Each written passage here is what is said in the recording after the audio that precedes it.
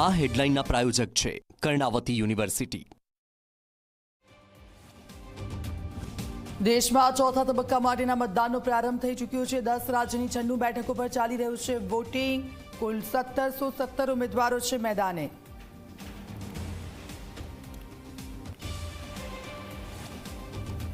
તો વહેલી સવારે ઓવેસી, માધવી, લતા, ગિરિરાજસિંહ, અધિરંજન ચૌધરીએ આપ્યો મત। કુલ 96 બેઠકો પર કુલ 1717 ઉમેદવારો મેદાને।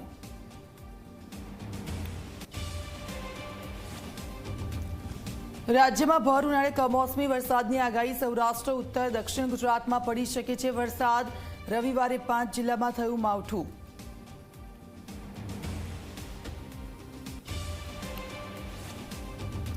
નવસારીના દાંડીના દરિયામાં એક જ પરિવારના 4 સભ્યો ડૂબ્યા। માતા પુત્રના મૃતદેહ મળ્યા તો હજી 2 સભ્યોની કોઈ ભાળ નથી।